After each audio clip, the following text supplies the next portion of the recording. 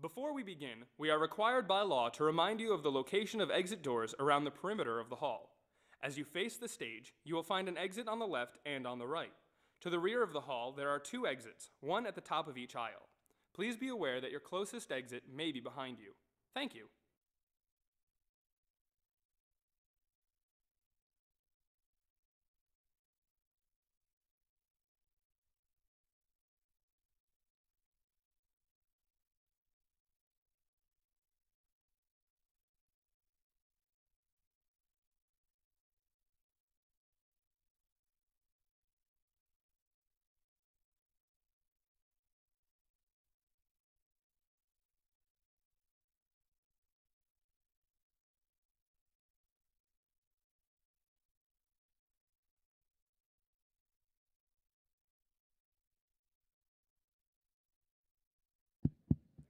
Good evening, ladies and gentlemen. Welcome to Publick Occurrences, Climate Change, the Search for Solutions. My name is Ray Nunez. I'm a graduate of the 2015 College Leadership Rhode Island class, and I currently serve as the Communications and Engagement Specialist over at Leadership Rhode Island. As the youngest person in the office, they asked me to show you how these clickers work, and I said, yes, of course. So, if you do have one of these clickers, if you are one of the lucky 100 participants who has one, please raise them in the air. Some are blue, some are white. All right. I'm going to ask you all to please turn them on with the bottom button that says on. Excellent. All right. I see a lot of blue lights. That's a good sign. So we're going to do some test questions because we are going to be asking you some questions throughout the evening to gauge a sense for the room. So let's get started then. Please. All right. Happy Tax Day, everybody. So the first question is, when did you file your taxes? And on your clicker, you have the option to select A, I was very on top of it, so I did it in February, B, March, C, early April, D, last night, or E, hold my clicker, I'll be right back. I don't have Jeopardy music, but this is where that would play. All right, have you all voted? Yes, you're allowed to vote now. All right, please close the machines. Let's try that out. Who won? Ooh, close tie with March and early April. Good job. All right, next question. What's your favorite renewable form of energy? Please cast your vote. A, solar. B, wind. C, very strong coffee. D, toddlers on a hamster wheel. Or E, toddlers drinking strong coffee. Please cast your vote. All right, team, please close the machine. Let's see who won this one.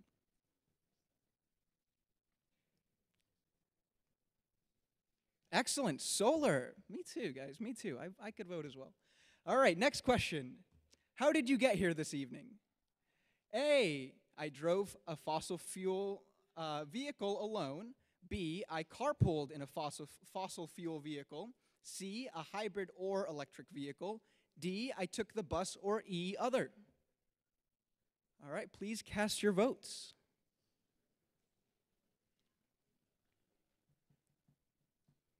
All right, sir, please close the machine. Drum roll, please. You could launch it now if you'd like. All right. Hey, drove fossil fuel vehicle alone. All right, we all understand how the iClicker voting system works. Say aye. Excellent, I did my job. Oh, do we have one more? We have one more. Bonus question, is climate change real? A, no. B, yes, but it's mostly natural. Or C, yes, and humans are primarily to blame. Please cast your vote.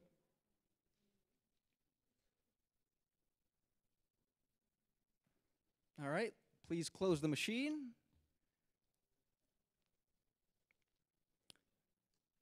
C, yes, and humans are primarily to blame. All right. That's all for tonight, folks. Enjoy the programming, and thank you for coming.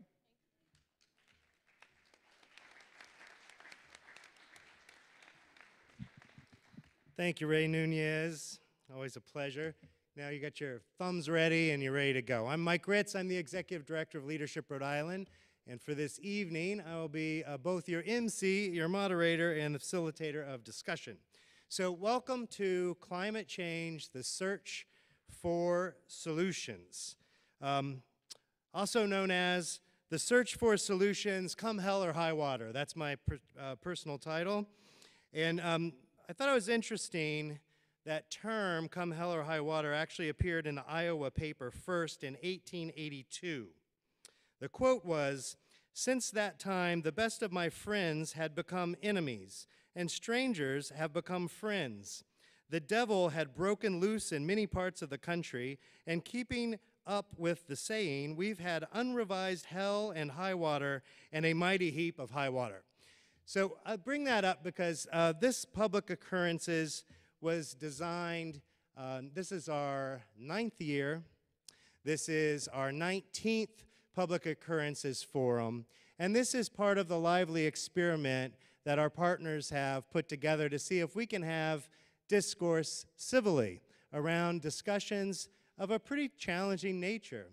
We've taken on all range of topics, and we've done it under the banner of Publick Occurrences. So for those of you who has been here before to Publick Occurrences, welcome back, and welcome for the first time for all you newbies. If you notice, we spell public a little funny. It has a K on it. That's because it was named after the absolute first paper in the colonies that, with one edition, was banned by the king and deemed too provocative. So that is in the spirit of both this evening and all of these discussions, is to talk about topics that can be challenging, hard to agree on. We have different points of view. Tonight is no different.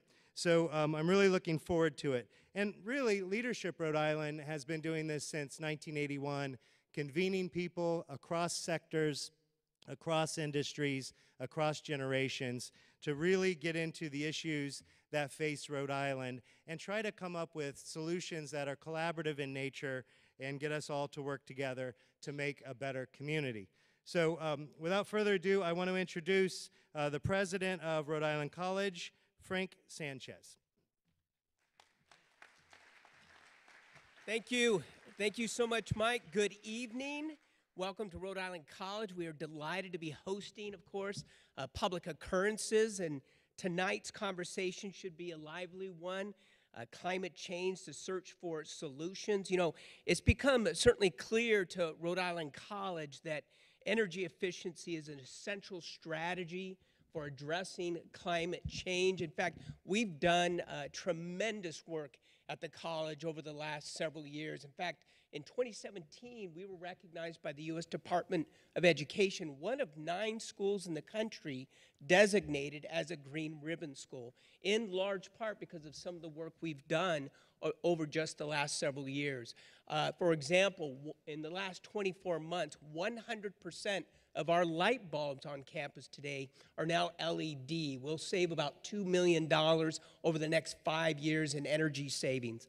We also have, as many of you have noticed, done a lot of construction and renovations on campus. Many of our academic buildings, in fact, Gage Hall and our largest academic building, Craig Lee, have been completely renovated and are now silver certified through LEED certification. We now have a campus-wide energy management system, and just recently, solar installations have occurred at Donovan Dining Center and our student union. And so this conversation is particularly important for Rhode Island College, and we're delighted to host once again all of you to be a part of this conversation. I'm going to close with some of the best energy efficiency mottos that I've read over the last couple of months, and then we'll turn it over to the panel. Be polite, turn off the light. Conservation, not deprivation. Conserve to preserve. Do the earth a favor, be a power saver. Do what's right, turn off the light. Don't be fuelish. Energy misuse cannot be excused. Flip it off.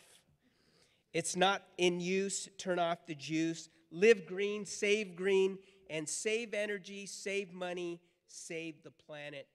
Enjoy the evening. It should be a great conversation. Thanks so much.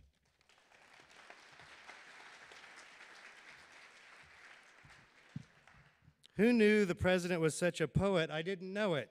So I'm going to introduce, my pleasure to introduce the other partner in this. You've known, if you've come to these before, this has been a 9-year partnership between Leadership Rhode Island College, and the Providence Journal. And with us tonight is the executive editor, Alan Rosenberg.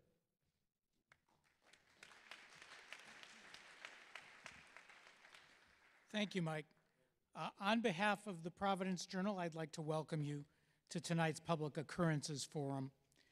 As our environment writer, Alex Kuffner, who's on the panel, has written in his series called Rising Threat, our ocean state is vulnerable to the rise in sea levels that has begun and is expected to continue and intensify. He has already chronicled the potential effects on the hurricane barrier in Providence and the drinking water plant in Newport, and there is more to come as the year goes on. But our journalism is about more than pointing out the problems. So I'd like to thank Mike Ritz and Dr. Sanchez for taking part with us with Leadership Rhode Island and Rhode Island College in this exploration of solutions to the problems climate change brings about. And all of you, please take part in the conversation too. Tweet with the hashtag #RIClimate, and your tweet may end up on the board over there.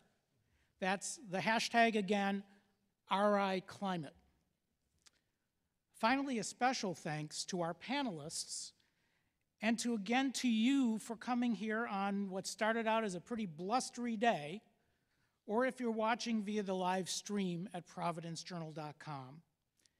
It's for you that we do the work of exploring the state's most important issues and seeking the answers to Rhode Island's most pressing problems.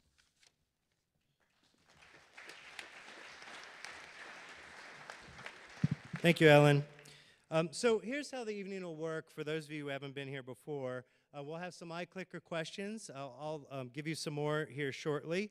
I have some prepared questions for the panelists that they're not privy to as a starting point. And then I'll be right down in there, right there with you, asking questions that you ask and holding the microphone for you. I would just encourage everyone that be pleasant, be respectful, be courteous. I will not release the microphone to you. Trust me, I will not. I will hold that for you just to ensure that you're all those things.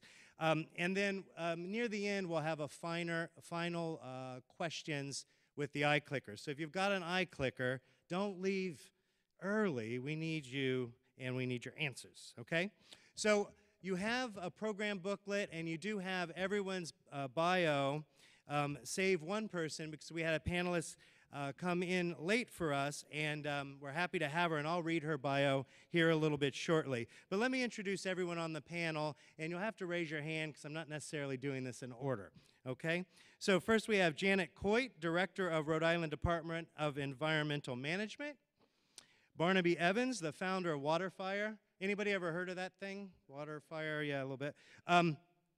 Grover Fugate, who's the Executive Director of Coastal Resources Management Council, longest title on here, I think. Alex Kuffner, Providence Journal environment writer. You've been seeing his stuff, which is the reason we're meeting tonight. In particular, that really incredible piece, I think, yesterday. Nicole Hernandez-Hammer, she is the Climate Change and Environmental Justice Consultant. Monica Huertas, the founding member of Providence's Racial and Environmental Justice Committee. Sunshine Meneses, the Executive Director of the URI Metcalf Institute for Marine and Environmental Reporting. And Mark Van Noppen, President of Armory Management. So I'm going to begin the evening with Alex because he's been on the beat talking about the environment, talking about climate change for about 10 years at the Providence Journal, and covering a range of topics. And so I'd like for you to give our audience your top learning globally, and then how that drills down into Rhode Island and how that fits into Rhode Island. What are our climate change concerns? And particularly tonight we're talking about sea level rise, flooding, and drought. Alex? There? No, right okay. from your seats. 1 second. Did you want?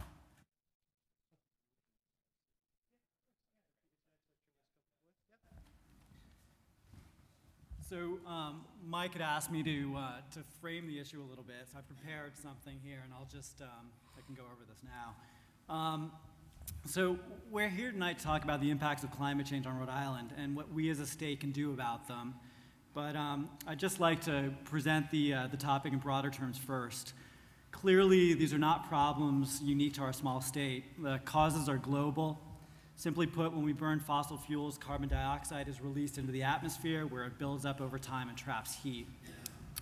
As the concentration of this greenhouse gas has steadily risen from a pre-industrial level of 280 parts per million to about 410 parts per million today, higher than at any time in millions of years, so have temperatures across the world.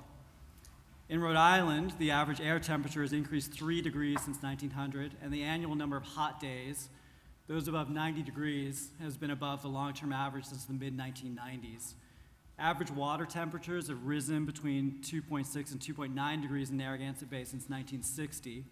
Winter temperatures in the Bay have risen as much as half a degree higher. And because the higher temperatures around the world are causing polar ice to melt and waters to expand, sea levels are going up. In Newport, they've risen nearly 10 inches since 1930, and the rate is picking up. We're also seeing changes in rainfall because a warmer atmosphere is able to hold more water. Annual precipitation in Rhode Island has been rising since the 1970s, while the frequency of extreme precipitation events has increased by more than 50% since the mid-1990s.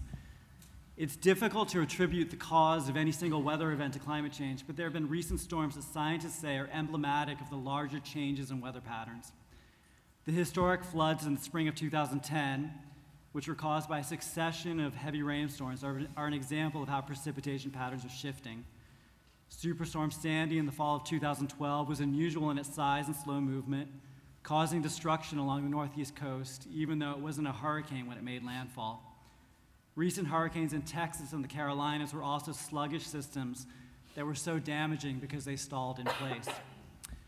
And even the string of nor'easters that hammered New England a year ago may also be a sign of things to come, as storms may be more apt to form in clusters. So you may say that those types of storms are isolated events. What about lasting changes? Is Rhode Island seeing impacts that may be permanent? And the answer is yes. Perhaps the most obvious change is to our fisheries. We're seeing numbers of cold water animals like winter flounder and lobster, species that were once the bedrock of the fishing industry, plummet while black sea bass and other warm water fish are thriving. If you look at a map of the black sea bass population over time, you'll see it slowly move north from the mid-Atlantic as water temperatures rise. We're also losing ecologically vital salt marshes as sea levels creep up. Marshes represent some of the state's richest habitat, serving as nurseries for fish and feeding grounds for birds. But as waters rise, Rhode Island's marshes are flooding and falling apart. The salt marsh sparrow, a tiny bird that nests in the grasses in the upper marsh, may be the poster child for marsh loss. The species is well on the road to extinction because as waters move inland, its nesting window is narrowing and its hatchlings are drowning. Climate change may also be playing a role in the current die-off of oak trees in the southern and western corners of the state. Drought and summer heat weakened these trees, making them more susceptible to the damage wrought by insect infestations. Our forests are experiencing other changes too. Milder winters have been tied to an increase in tick numbers, and they have also allowed the southern pine beetle, a tree pest associated with the southeast, to make its way into New England. It was found in Rhode Island for the first time in 2015. I've written about many of these changes for the Providence Journal, and Alan mentioned the current series on coastal issues, which we'll be continuing over the coming months. The series is focusing on the coast not because it's the only part of the state that's being affected by climate change, but because I think it's where some of the earliest and deepest impacts are being felt. With 400 miles of shoreline, Rhode Island is exceptionally vulnerable to rising seas and storm surges. We're already experiencing the impacts of sea level rise during moon tides. You go to Water Place Park in Providence, you may see ankle-deep water flooding the sidewalks under Memorial Boulevard. But it's not just there. You can see something similar in Wickford Village, the Point neighborhood in Newport, Watch Hill and Westerly, or parts of Warwick, Barrington, or Warren. Climate change is also an environmental justice issue. Some of the worst impacts may be felt in urban areas and low-income communities, places that already suffer high pollution levels and where air quality is expected to deteriorate as temperatures continue to increase. Some of our panelists here tonight will be able to speak about those issues. Others will be able to tell us about programs that aim to protect Rhode Island from flooding and storm damage, as well as state efforts to reduce emissions. I'm sure that as we discuss state policy, federal policy, including the Green New Deal, will also come up. We have representatives of the business community here too, to give their perspective. We also have an expert in communicating climate change and how to translate science so that you and I can better understand what's going on. And with that, I think it's time we got started. Thank you, Alex. So bust out your eye clickers. We've got next set of questions for you. How optimistic are you that we can adequately address the impacts of climate change? A, highly optimistic, B, somewhat optimistic, C, somewhat pessimistic, or D, highly pessimistic?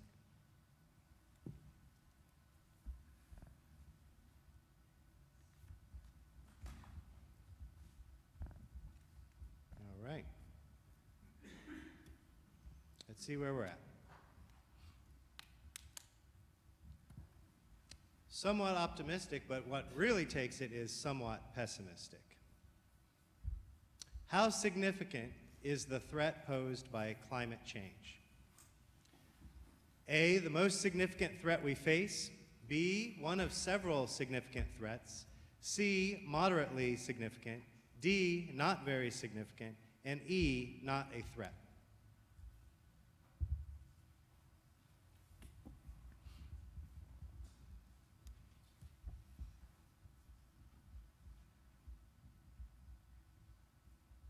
One more of you. There's one missing vote. You can't decide. Oh, there you go. One of several and the most significant. In daily life, how often do you take steps to reduce your carbon footprint? All the time, A, B, frequently, C, occasionally, D, seldom, or E, never?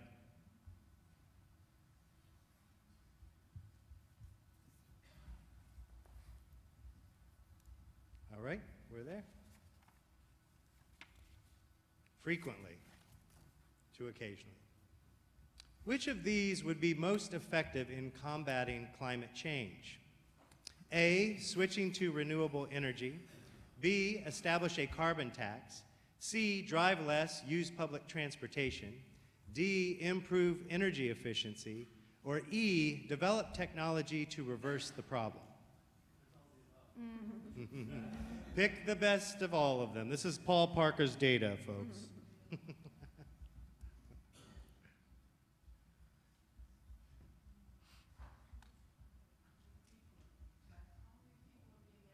There are 100 eye clickers in the audience, ma'am. Yeah. Handed out randomly, or as random as we could get you coming through the door. There we go. We got all 100. Switching to renewable energies is by far the top choice. All right, we'll come back for that final eye clicker question in a minute. You heard Alex talking about the coastline, and fortunately for us, we have Grover, the Executive Director of the Rhode Island Coastal Resources Management Council, with us this evening. And I'm going to kick it off with you, Grover.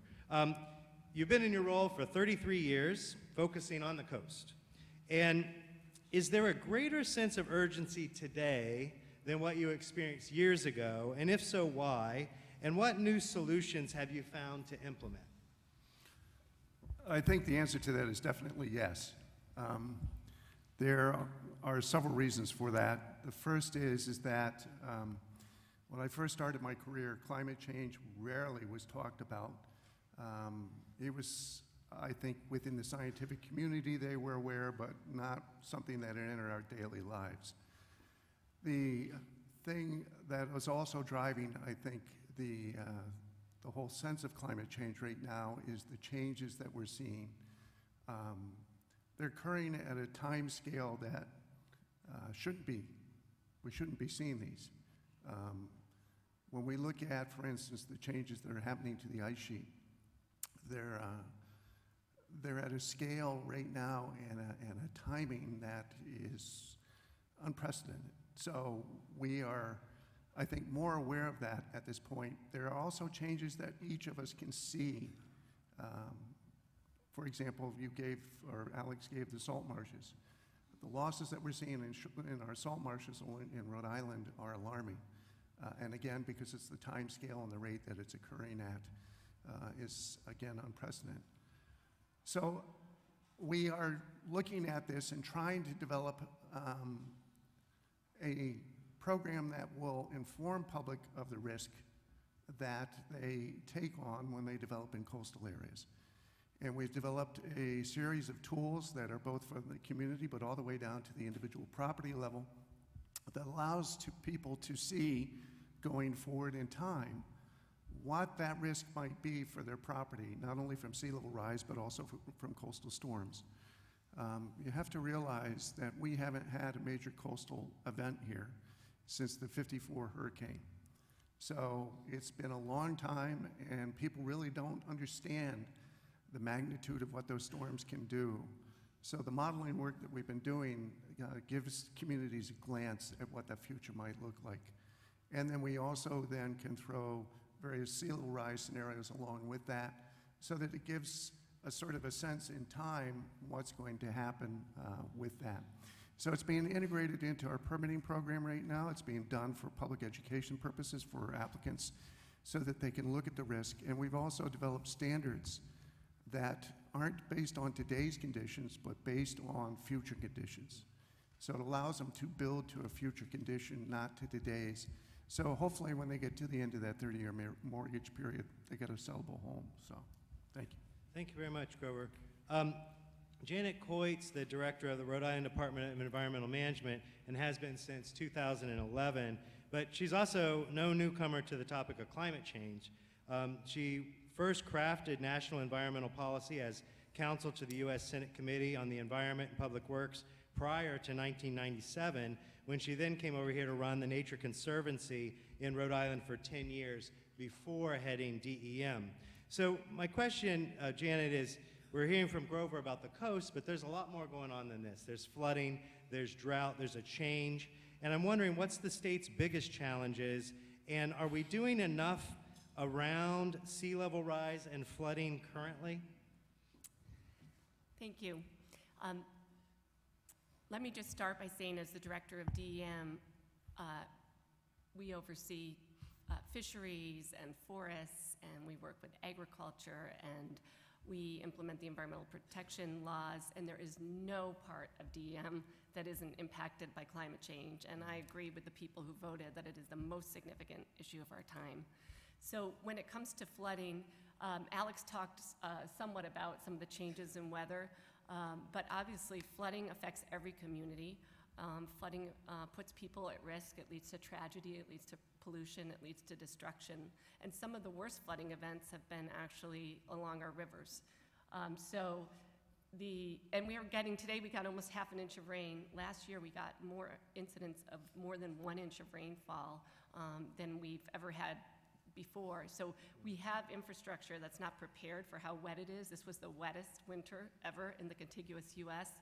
And we have communities that really aren't prepared for flooding, and some communities are disproportionately affected.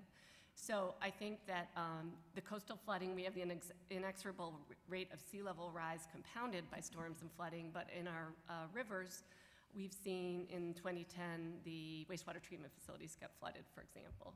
So I think the biggest challenge is making all 39 cities and towns prepared and working, informed by science, with engagement from the community to take the smartest actions they can to mitigate risk, and to have the government work with business and the communities to make sure that the decisions that we're making and the money that we're spending is about enhancing natural systems that can collect and buffer stormwater, retrofitting old infrastructure, and taking actions to protect people.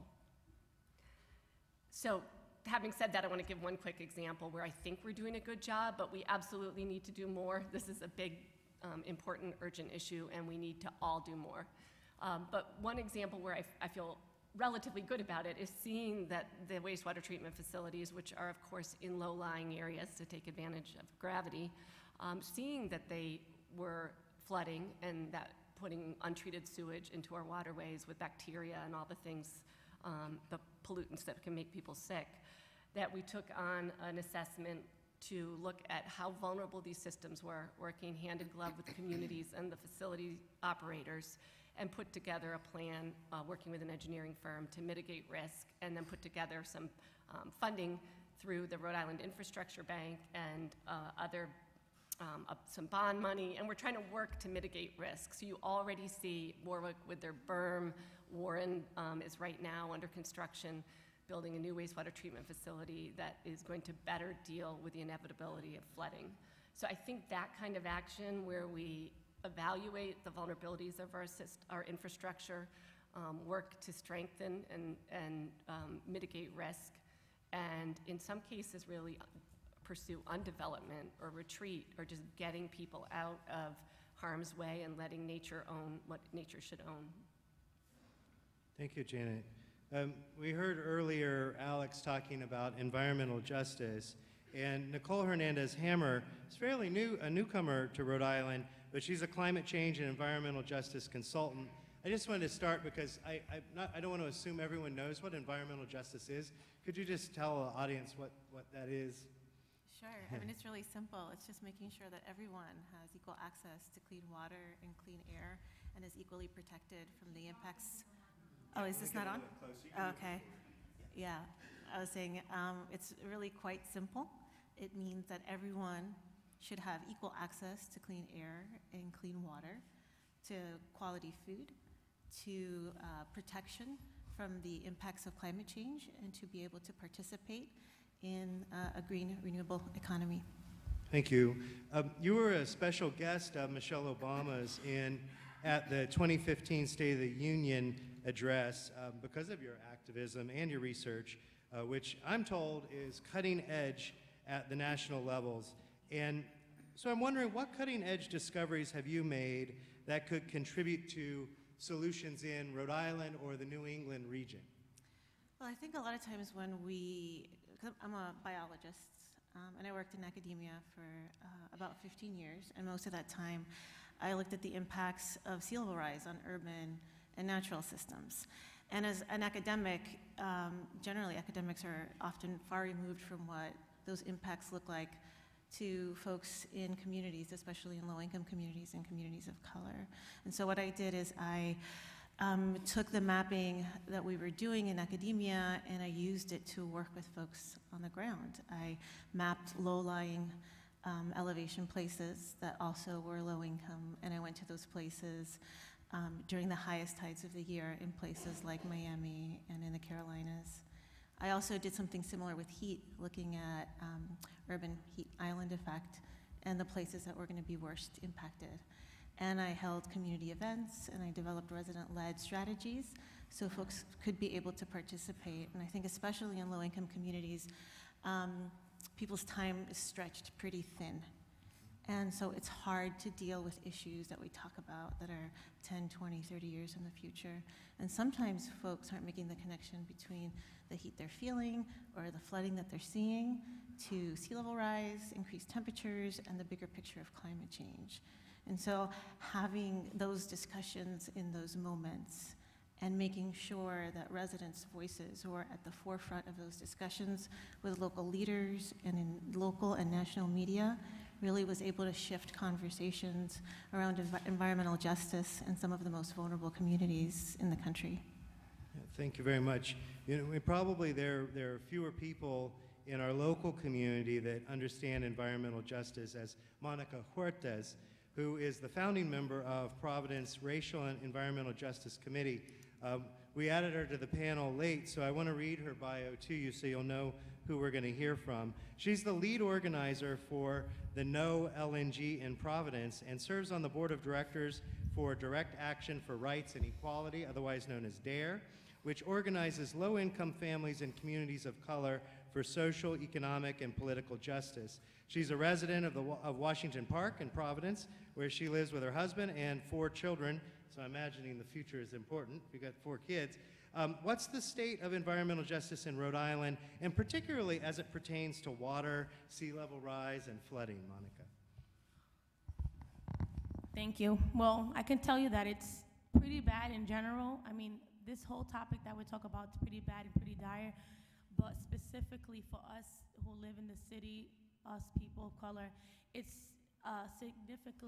significantly more dire, and we feel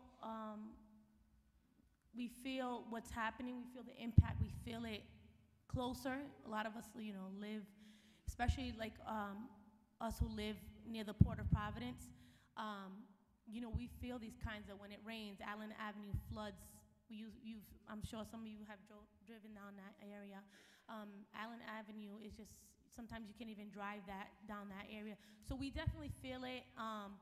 We're feeling it the most, and we feel that if something major was to happen, like we see in some of these hurricanes and these superstorms and things like that, we feel that we would have the greatest impact, but not also, and also be, rescued the last, and taken care of last, like how it happened in, with Hurricane Katrina, or how it happened in Puerto Rico, where, people of color were pushed to the margins. We're already pushed to the margins, and then something like this happens, and then we're even pushed even more.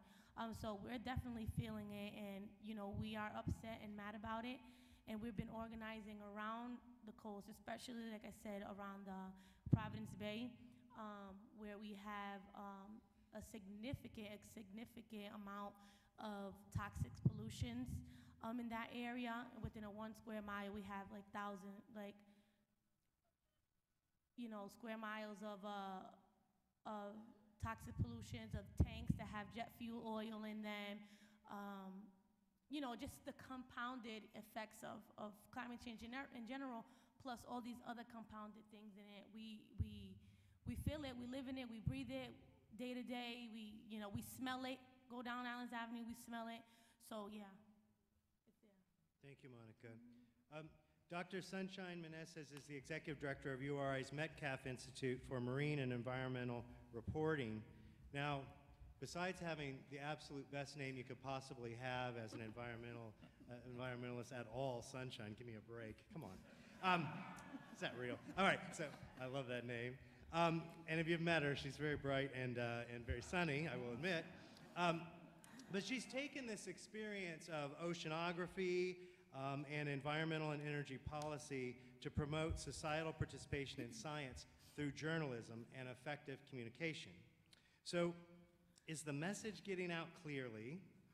In Rhode Island, let's talk about. And is it getting out enough so that people can understand the immediate and long-term changes?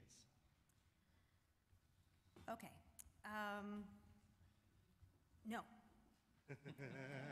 What's the problem, Sunshine? What is the problem? Look how quickly she got off the hook. You wanted concise. I'll give you concise. Okay. So yeah, no, it's not. And I think that there is no one simple answer to explain why the messages about climate change are not getting out clearly. And that's item number one. There are messages about climate change. There's no one thing that we necessarily need to communicate. There are so many different things, and what we need to communicate most entirely depends on who we're trying to talk to at any given time, So if we are, for example, if there's a meeting where Mark and other developers are attending, for example, the ways that you're going to be talking about climate change are very different than if you're meeting with the group that Monica runs, because the needs of each of those audiences are very different. The ways climate change affects them are different. And yeah, obviously there are aspects of this that we all feel in the same way. We're all experiencing flooding. We're all experiencing this litany of issues that Alex just expressed. But it is really important to think very carefully and strategically and respectfully about the ways we are trying to communicate about climate change, and I just don't think that's done nearly often enough. So you're doing this with students, but outside of the academic world, how does that take shape? And how do you get folks to understand proper messaging in general? Because frankly, our country is riddled with the problem of where the truth is anyway, and folks are struggling with this, right? Yes. Again, yes. There are many different ways. So at Metcalf Institute, the ways that we do this are primarily twofold. So we do science training for professional journalists. I'm super proud to say that Alex Kuffner has gone through one of our programs. I like to tout that because he's so good. And it was a great program. So part of it certainly is helping journalists cover these really complicated stories. Most journalists around the country who are doing environment reporting don't have any kind of science background, and often they start doing environment reporting because they've been assigned a story, period, and that's it. That's what they're asked to do. And then another piece of it then is helping scientists become more effective communicators, because scientists, and I say this as someone who, came up in the science world and the academic world, we are not taught how to communicate effectively. It's a problem. It's a real problem. This is part of why I'm really excited to be teaching students about communication, because it's part of our obligation. I think those are two parts of it, but then the other thing that I loved that Nicole said is that this is about public engagement, so it's not about any one group, whether it's journalists or scientists or regulators or whomever, or community members being the best communicators. It's about all of us who want to actually talk about this, figuring out ways to do it much more effectively, and actually inviting the voices of many people who are affected, not just the people who always have the platform, but especially the people who are not generally given the platform. Thank you very much. Let's talk to a businessman, if we will. Mark Van Noppen, president of Armory Management. They have a portfolio of 400 apartments and over 300,000 square feet of mixed-use commercial. And I know, Mark, that a large part of your work has been, and this is since 1982, has been renovating Victorian homes, old properties that I'm guessing climate change wasn't really thought of when these buildings were being built. So what's been your experiencing as it relates to, in particular, sea level rise and flooding as a developer? Okay. Thanks, Mike. Before I answer the question, I just want on messaging, I'm just responding a little bit to what Sunshine's saying. The facts and figures and messages just roll by people, and myself, okay, so the temperature's risen by 2 degrees, 3 degrees. What's the big deal? It's like 90 degrees, it's 92. It's 70, it's 72. Not such a big deal. So there has to be some way of conveying to people the significance of 2 or 3 degree temperature rise. And I don't know if it's like the analogy of the human body, the planet as the human body. I don't know what the analogy is, but there's just this incredible wall that people run up to when you say, well, the sea level has risen 10 inches in 100 years, and they stand down at the ocean and they look at 10 feet of dunes and they're like, okay, I'm not going to worry about that today. I'm going to get in my SUV, I'm going to drive to the convenience store. So there really have to be some sort of, it's just I think it has to be boiled down to the most simple analogies that people can sort of get their heads around. I understand a disaster will wake people up like nothing else, but anyway, I just wanted to get that out before I forgot. So, as a developer doing this work in flood-prone areas, well, buildings, they leak, they fall apart. So vicious storms, radical storms, heavy rain, heavy snow, followed by heavy rain, et cetera, is just a big problem for people that build buildings, maintain buildings, et cetera. So we're increasingly concerned about that. Old buildings are particularly prone to it because you have slate and copper and built-in wooden gutters and things like that. So it tends to be more complicated. In the portfolio along Valley Street, as the whole watershed has been paved, not the whole watershed, but as increasing amounts of the watershed's been paved, the flooding has become, and the suddenness of the river rise has become much more severe. And there certainly has been a greater incidence of flooding in the past, more recently, 2010 was horrendous.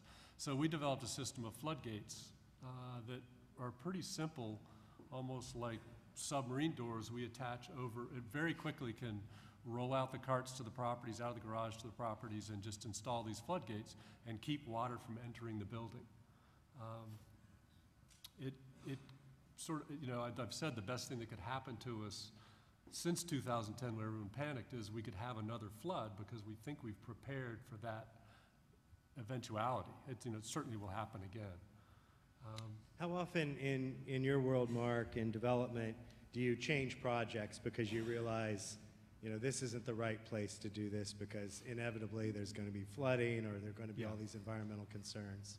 Well, I mean, this is one of the effects of climate change, right? I saw, you know, Senator Whitehouse, I got an email about climate change, opened a couple links, looked at the CRMC maps, and saw that parts of Warren were going to become an island, and there were huge inland sections that were flooding, and realized a property I'd bought very recently was in that area. So I sold it.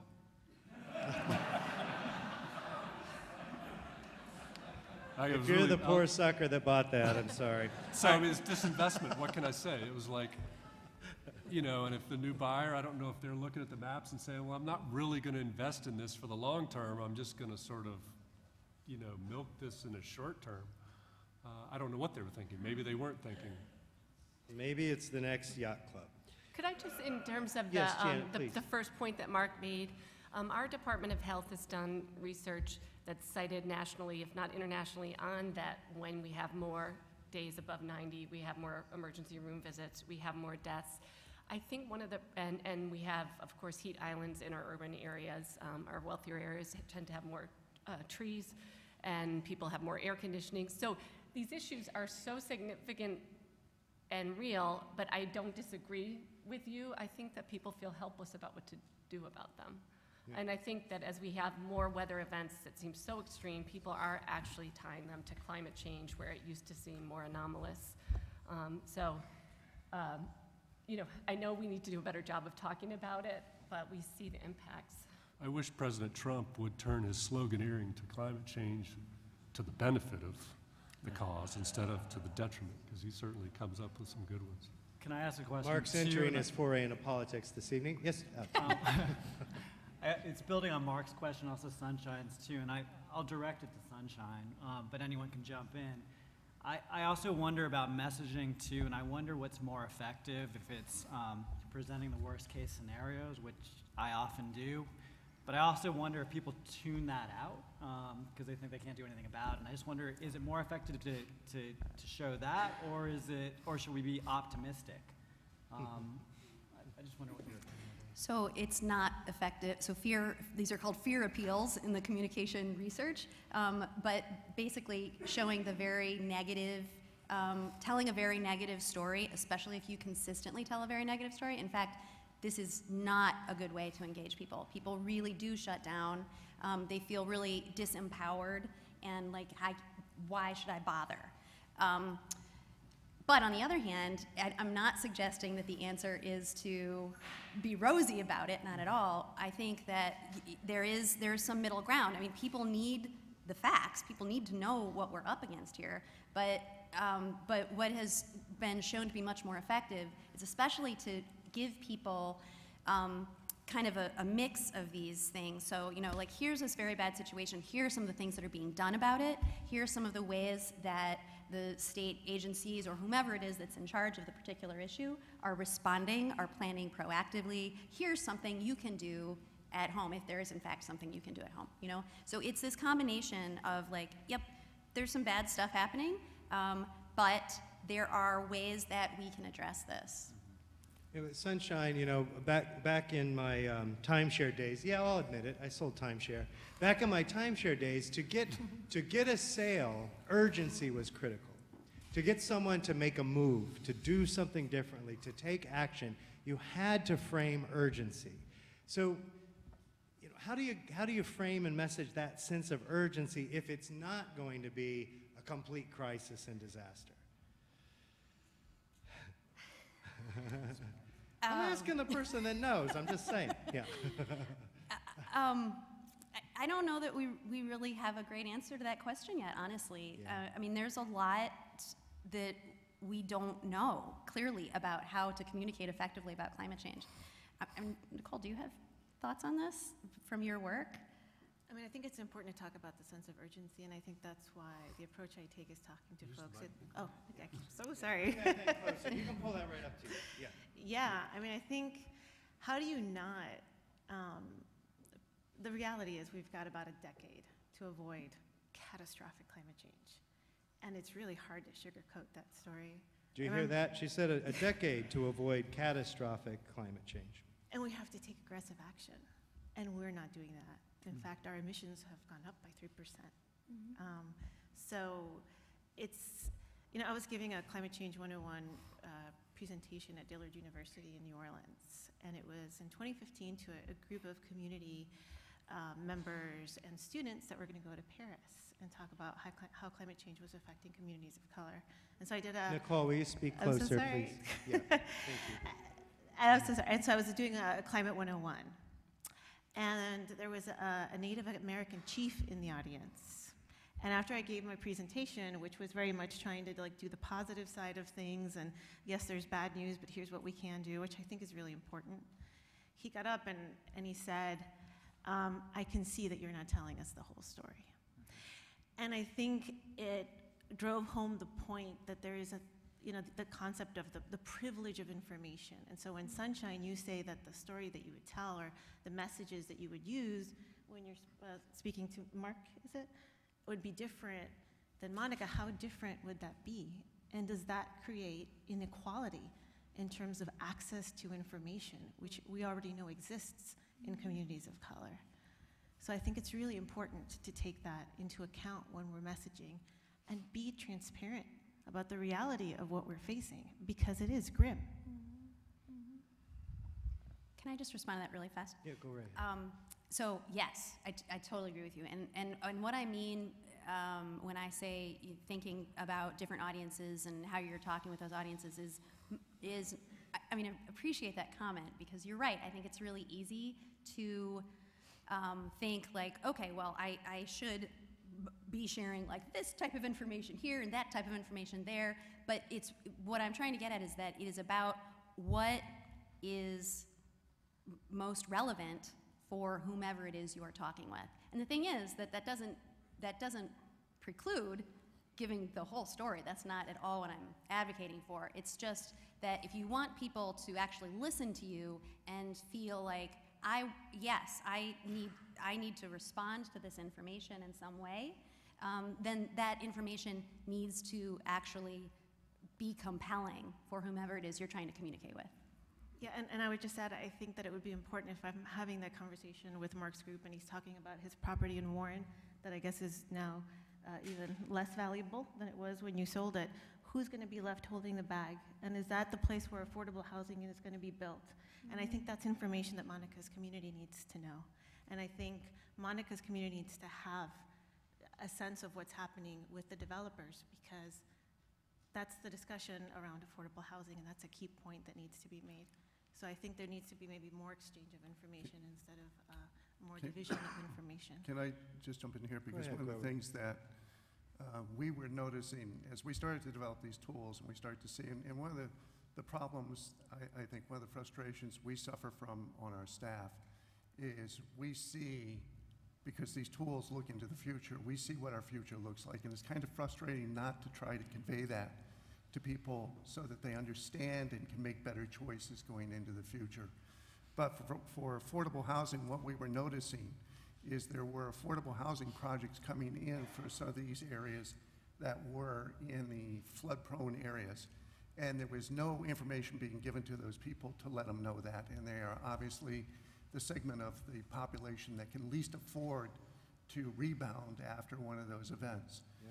So what we stepped in is we stepped in with Rhode Island Housing, and we started to have discussions with them about their funding mechanisms and how they were funding these types of projects. And we have since, I think, pretty much put a stop to that at this point. But yes, there are segments that get taken advantage of. I think one of the biggest concerns we have is not that first row of houses. First row of houses, in many cases in Rhode Island, are second, third, and fourth homes. They can easily take the hit and walk away from it. It's the people that are 2 to 3 rows back that can't afford to take that hit, and that's where we try to focus on. Yeah, thank you, Grover. I'm going to switch for our last question, and then I'm coming out there with you, so you've got your good questions ready. I'm going to be right out there with you. Let me introduce to you Barnaby Evans, the Executive Artistic Director and founder of Waterfire. How many people here have been to Waterfire? Show of hands. Wow, when you send a message, Barnaby, people might know what's up. He's also a 1995 graduate of Leadership Rhode Island, I'm proud to say. And so you're wondering, what's this guy with a ponytail and an artist doing up here talking about climate change? And yet he's been studying climate change and speaking out for at least the past 10 years. He's also a scientist, you might not know that. And so, how does this relate to Waterfire, Barnaby? Why are you involved? Well, first of all, this is, as everyone's been saying here, sort of the existential moment we're all facing. So everyone in this room needs to be involved. So there's that. I'm not quite a scientist, but I did study science in college, and I've been fascinated by the holistic perspective that comes from looking at ecology, which is what I actually studied. And in fact, that led to inform my artwork about trying to deal with the many complex interrelations that happen. And the challenge we've all been wrestling here is this is an exceptionally complicated problem that sits right at the nexus of the things we're not particularly good at in our political process. It's, first of all, fiendishly complicated. There's a lot of uncertainty. We're making projection models that are difficult to interpret, so there's a lot of room for political sniping and misrepresentation. It also is a long-rolling emergency crisis, so it's in a time frame which is out of range with political frameworks or even housing development frameworks. So we're asking all of us to make a decision whose greatest impact is going to be, you know, in the Native American tradition of the 7th generation, or even not that long now. But it's a very difficult way. It's hard to motivate action when the payoff is for a future generation, but it's also fundamentally necessary. And I think we need to be doing this communication effort, which is, the science really is, it's not quite settled, but it's more or less settled, that we've got variations on what the modeling will be. Now the challenge is how we solve what is technically called, by epistemologists, a wicked problem. That's actually a technical term, where all the solutions have feedback loops that recur everywhere, just as Mark was talking about. He took the information that the state of Rhode Island makes available to everybody and said, gee, I made a wrong decision. So he then made a personal decision, and we were asking who's going to buy it. And Monica's right is in that, well, and you also mentioned it, is in that with public housing, where people will choose the least expensive land to build something, we had a structure in place that was reinforcing bad behavior. So you really have to think through how all these things ripple through in a deep, deep way. And Waterfire was a project we started 25 years ago when, after the rivers were picked up and moved, which Janet's agency was involved in a brilliant effort to reformulate the future of Providence. But even with that, 25 years ago when we started it, what struck me coming from out of state was how negative people's perception was about the city of Providence and its future. And we were trying to see if art could be added to all these other ways of dialoguing and intersecting with the entire community to change deep felt perceptions through everything from metaphor to myth to arts to rhetoric to actually gathering together, because our larger mission was to try to make the city itself viable and a place where you wanted to live, because that's the most important environmental statement we can do, which is to preserve these historic buildings and the investment of energy and time and resources that are in them, and make dense living where you don't need to travel in a car successful, and to turn cities around. That's city building, and the efficiencies of city is what we all need to focus on. So it was that perspective that brought us to Waterfire. And the last thing I'll say is there's so many people working in this, and it's a great panel, Mike. I don't know, I guess you're down in the field already. It intersects with all these different areas, and I completely agree, optimism is important. Oh, I'm sorry. That optimism is important. It's, it's so difficult to get the balance right between the very real existential threat we're facing, and we've been talking about this since the 70s, so this is not new, and yet it's very hard for us to make the solution, in part because many of the negative ramifications are what economists call externalities. They're not included in the cost-benefit ratio by which we make decisions or politicians make decisions, and that's the challenge. So we've got to have artists, writers, philosophers, lawyers, scientists, researchers, everyone has to be fully invested Community in members. making this challenge. Yes.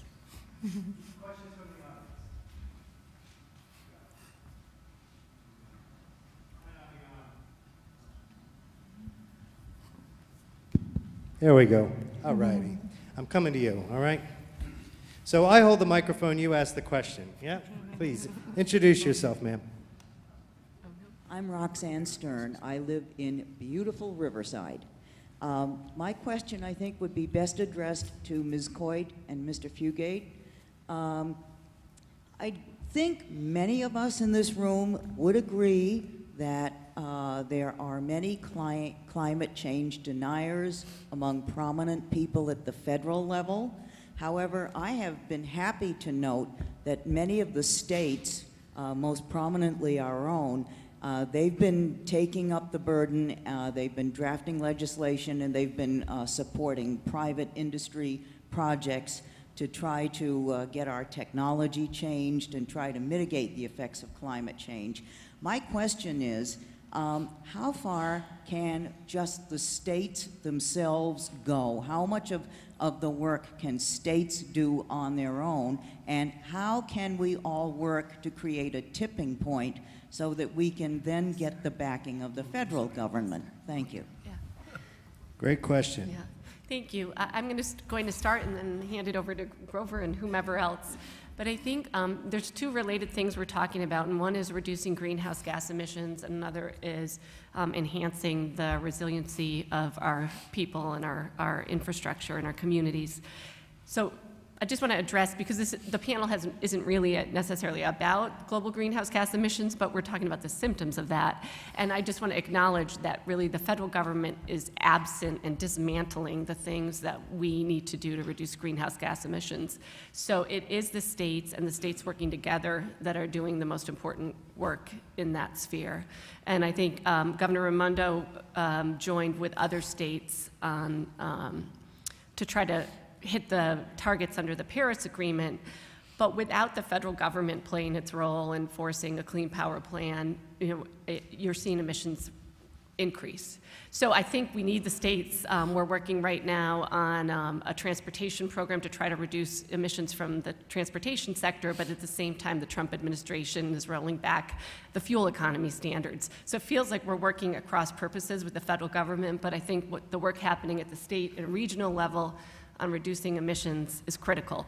On the resiliency side, this is where we live. We have responsibility to take action here, and I think we're doing some really important work leading that effort, and I'll hand it over to my colleague.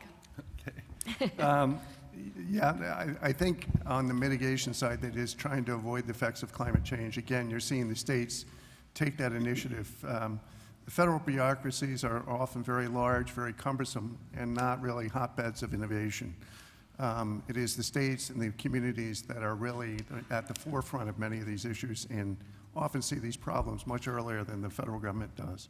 So I think it is something that we are doing, particularly on the adaptation side, that is trying to adapt to what we're seeing. It is the states and the communities that will lead that effort.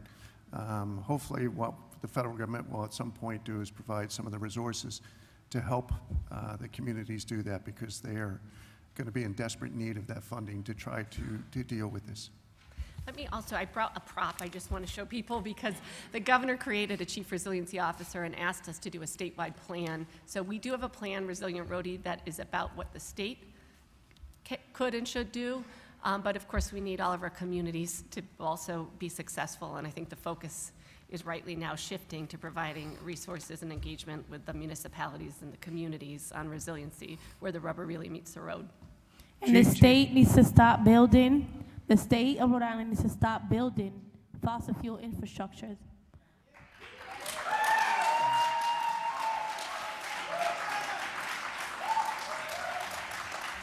It's that easy. It's not that complicated. It's not that complicated, and we have to stop going back saying the feds this, the feds that. We need to be about our business in our state and about the people who live in our state and take responsibility for passing these laws and permitting these infrastructures and fossil fuel industries in our state.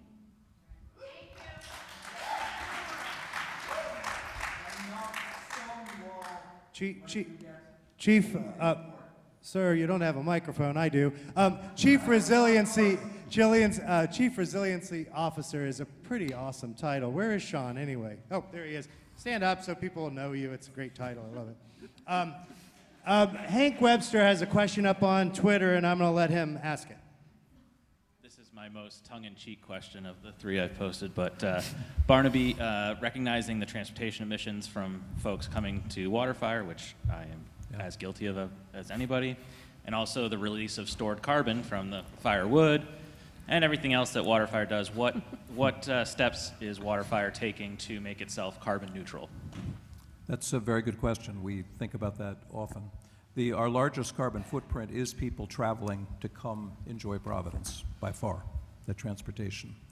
And our intention was not to create a tourist event that would bring people into Providence, but to actually make an event that we would be celebrating ourselves. That's exactly the sort of quandary all these things fall into. All the wood we use is wood that we're taking out of the waste stream. It's not wood that we're felling for that purposes, and unfortunately there's a lot of wood that is trees that are taken down. So the carbon goes back into the environment, whether it goes through aerobic composition and landfill or whether it's burned. So we turn off as many of the lights we can downtown and try to show Providence as a new light. But you're absolutely right that we think a lot about that challenge, and that's the conundrum we're in the midst of. If I could jump in and defend Waterfire just a bit. I mean, Barnaby started his sort of raison d'etre as in bringing back the city as being the strong, the greatest thing that he could imagine doing for the environment. The Preservation Society in the early Providence Preservation Society in the early 90s had a bumper sticker, save a forest, recycle a neighborhood. And the idea was, the idea is obvious, but it sort of goes beyond the obvious. If you renovate an apartment house, you don't have to build a new one out in the suburbs. But there's actually an incredible amount of embodied energy in those houses, in those structures, in those streets and curbs and pipes and everything else. So if in fact the spirit of Waterfire is getting people to be, wow, I could live in Providence, I could actually enjoy this place. And if we can get this city kind of going enough, then I can walk places and I don't have to drive everywhere. Maybe I'll get rid of my car. Well, that's just an enormous victory for I'm sitting here breathing carbon dioxide, right? So I could kill myself and try and solve the planet, but you can't do anything perfectly. You have to give it up sometimes to do something. So I'm not trying to be overly aggressive in my answer or my response, but I just, I admire the work what that has done, because it started as this sort of fire and ice celebration, this sort of elemental, was totally not meant to be a tourist thing. But actually out of this, this unintended consequence is bringing back the city and creating this, really noble human pursuit, which is city life. If you remember, when we started, many of the buildings downtown were entirely vacant on all of their upper floors. But with the answer there, it surprised me that number A was the majority of people came here by themselves in a car. Oh, I'm sorry, I don't realize that. Trying to look at the panel. Excuse me. But the answer that all of us, the majority of people came as a single person in a car to this event gets exactly to the devilish nature of this problem of how do you engage and solve that. The second largest carbon footprint we have is all the restaurants cooking those meals. So. I have a question from the audience. Introduce yourself and ask your question. Hi, my name's Lauren Monis. I'm 21 years old. I'm an organizer with Sunrise, Rhode Island. I'm feeling a little bit confused here as the panel is about a search for solutions, and a solution, which is a Green New Deal, has not been discussed. It is the only solution at the scale and scope of the problem that is on the table right now, and we need to be addressing climate change and environmental racism and our broken economy right now through a Green New Deal at the federal level, and we need to make sure that Rhode Island is prepared to implement a Green New Deal as soon as possible. So we need to revitalize and mobilize at a World War II scale mobilization every sector of our economy. We need to make sure that working class people, people of color, young people who are left out of our economy are put at the center of creating this policy and implementing this policy. And we need to make sure that every person who wants a job deserves to have a job and is included in creating a Green New Deal that transitions our economy and society off of fossil fuels immediately. We need to not build any more fossil fuel infrastructure. We need to make sure that everyone who is transitioning off of fossil fuels undergoes just transition, so has job training and make sure that they can have a job in any new clean energy industry. And I think that we are here at this panel talking about a search for solutions, and there's a solution on the table right now. We need to all be mobilizing together. There's a critical election coming up, and there's no youth on this panel. There's very little youth in this room. There's very little people of color and people who are being most impacted by climate change in this room. So I just want to put it out there that there's a solution on the table. It's the Green New Deal, and we all need to be talking about it and working hard to engage our communities, engage our voters. Young people are the largest voting bloc in this country, and we know that our politicians who are bought out by fossil fuel executives are going to refuse to take the action on climate and jobs and justice that we need. And so we can't keep talking about the search for solutions while we're not talking about who's responsible for this devastating climate change, and that's fossil fuel executives who are buying out our politicians, who then put people on committees. Do you have a question? My question is, why are we not talking about the Green New Deal and how to move to fixing our broken economy, centering people of color, young people, working class people at the center of these solutions, and moving right now to address climate change and injustice at the scale and scope of the crisis? Thank you.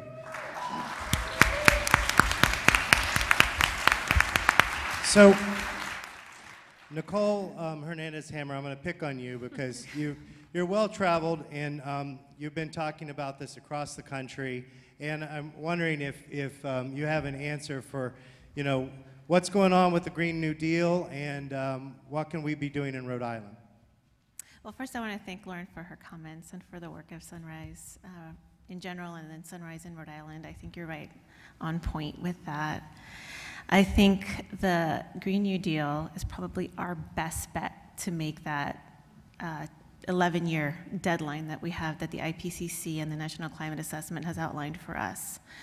I think a lot of folks criticize it because it is not a complete package with a complete soup to nuts set of solutions. I don't think that's what it's intended to be. I think the original New Deal was not presented that way either.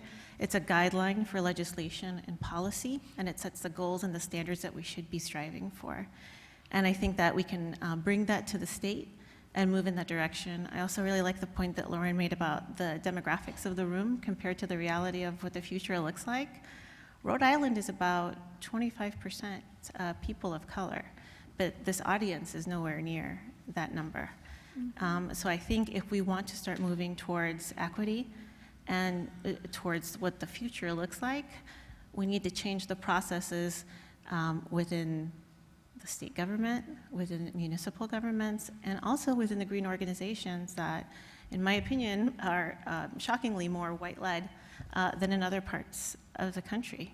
I've done a lot of work in the South, and I was really excited to come to New England because I thought, okay, I'm going to go to a blue state. And people are woke. People are woke there.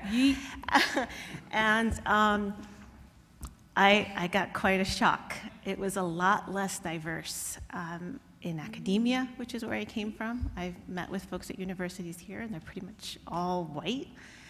In government, as I mentioned, and in green organizations. And it's really, really disappointing. And I think it's going to get in the way of getting to the goals of equity and true climate resilience. And I'd love to hear what Monica would have to say in addition to that. No, I did everything that you said. I mean, it's saddening and maddening, and it's like, you know, and even now, like, I'm here, but it was like, you know, I kind of pushed for it, and I was like, hey, can I go to this event? Because, hello, I'm right here. I've been working on this thing for 2 years, and where are the other community members, you know? Where are the people who know about this, who know about this because of their lived experiences, you know?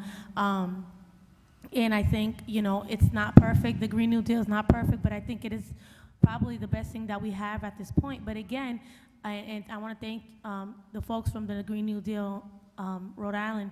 But again, at the same time, a lot of people of color are not being involved in those meetings either. You know what I'm saying? And so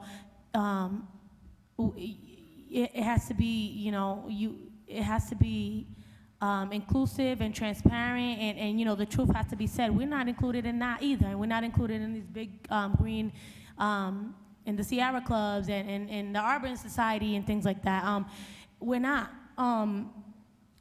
People want to put a blindfold and say, well, you know, it's our earth. You know, we all live in it, and we all live in it. But at the same time, it's like, again, we're going to be affected the most. We are the ones who people of color in particular are going to be affected the most and the longest, you know. And so, yeah, even the comment from, you know, Riverside, yeah, I live on the other side of that Riverside, and it's not so beautiful. And when you look at the maps, you can see the majority of people of color live there. And then when you see the other side, you know, where the tanks are not there, you can see who lives there. You know what I'm saying? And so that inequity and that imbalance is, you know, it's all around. Yeah, thanks, Monica. Alex, in terms of your years of reporting... Excuse me, they're not doing anything. They're just standing there. Alex, in terms of your reporting over the past 10 years with regard to the issues being raised right now... They're not bothering anybody, excuse me. They're not bothering anyone. Excuse me. It's a challenge because Rhode Island College has a rule about signs in here to not block other people's views. It's happened during the political debates and so forth. So they're not blocking nobody's concern. Maybe if you could not block the people behind you, I think that would be appreciated by the audience. Alex, in terms of your 10 years of reporting, you know, what are your thoughts around this? I mean, Nicole is talking about we're not seeing... You know, even when I moved to New England, I experienced this is quite a segregated community. All of New England, from my experiences living down south, were very different. And what's your experience in that in terms of environmental justice and climate change and what we're talking about? I mean, I think that Nicole's right. When we go to climate change events and things like this, we don't see the most diverse audience.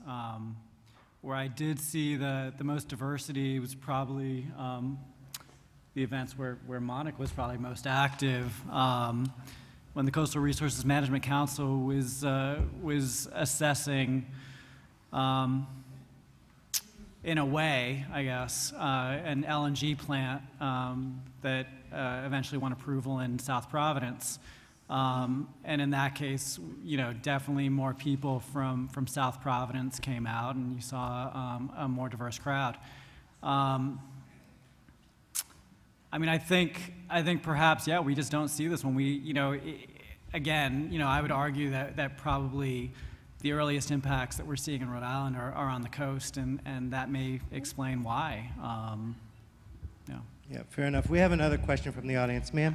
I would like to add real quick that even though maybe sea level rise is a coastal issue, I've talked to folks that are not wealthy that live in Newport in the 5th Ward, I believe it's called, and they have issues related to flooding, where sometimes they have flooding that makes it hard to get out of their homes during storm events.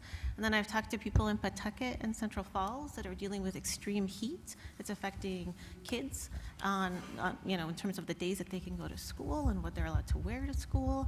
And it's affecting folks that don't have air conditioning and can't afford cooling in their homes. So I think there is a lot that's happening in terms of impacts of climate change in Rhode Island, as Monica had discussed in more detail. And I think that it's really important for there to be a more concentrated effort to amplify those stories and those experiences, and that those experiences be reflected in policies and legislation at the municipal and state levels.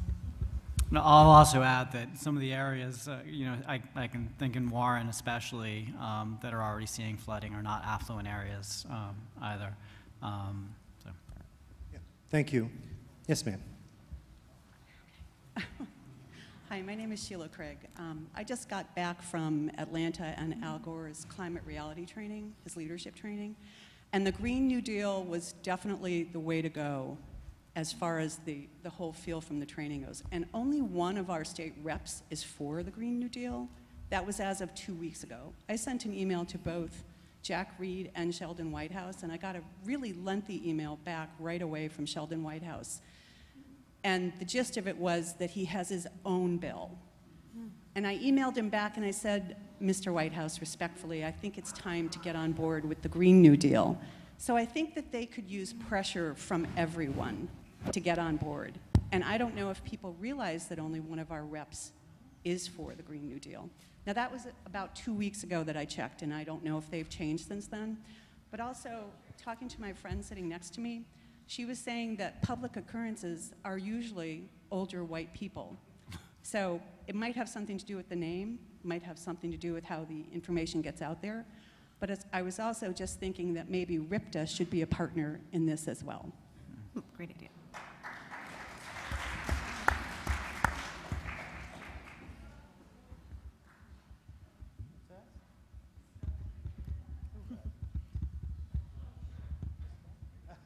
He's looking around. Peter, you don't have a question?